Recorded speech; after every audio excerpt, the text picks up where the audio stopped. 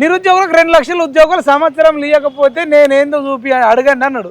ఇప్పుడు 10 నెలలు అవుతుందన్న, అంతే. 2 లక్షల ఉద్యోగాలు వచ్చినాయా? రాలే. నిరుద్యోగ వృత్తి 3000 ఇస్తున్నారు, ఇచ్చిర్రా? రాలే. మరి నిరుద్యోగులకు 5 లక్షల కార్డు ఇస్తున్నారు, ఇచ్చిర్రా? ప్రతి మహిళకు 2500 టింగ్ టింగ్ మన అకౌంట్లో ఇస్తామన్నారు, వచ్చినాయా? రాలే. రైతు భరోసా 7500 ఇస్తామన్నారు, ఇచ్చిర్రా? రైతులందరికీ వచ్చిన మొదటి సంతకం దాని మీదనే పెట్టి పడేస్తే తెచ్చుకొని 2 లక్షలు అన్నారు. అందరికి అయిందా? సగం మంది రోడ్ ఎక్కలే. మరి స్కూటీ ఇస్తాను వచ్చిందా? తులం బంగారం వచ్చిందా? మరి ఇప్పుడు థేమ్స్ నది లెక్క చేస్తామని ఎట్లా నమ్మాలి? చెప్పు, మాకు ఎట్లా చేస్తావు చెప్పు.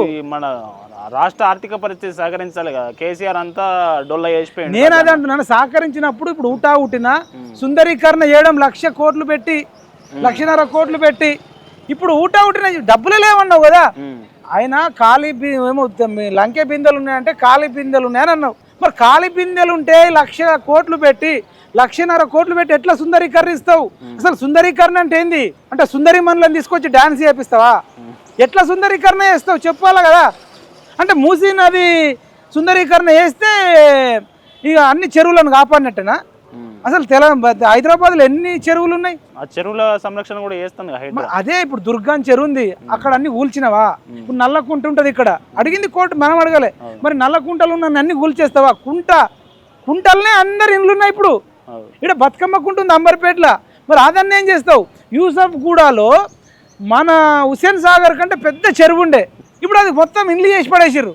మరి దాన్ని ఎట్లా చేస్తావు? ఇప్పుడు బోడుప్పల్లో ఉంది పేద చెరువు, దాన్ని సగం కబ్జా చేసిర్రు. మేడ్చల్ సైడ్ పోయినా నువ్వెక్కడ పోయినా కబ్జాలు ఉన్నాయి, మనం ఎట్లా చేస్తావు?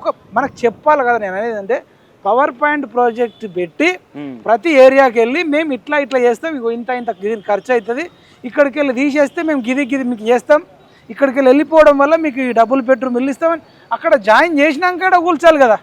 కూల్చినాక జాయిన్ ఇల్లు ఇస్తావా? లేకపోతే కూల్చినాక ఇళ్ళ కోసం ఉరకన్నా?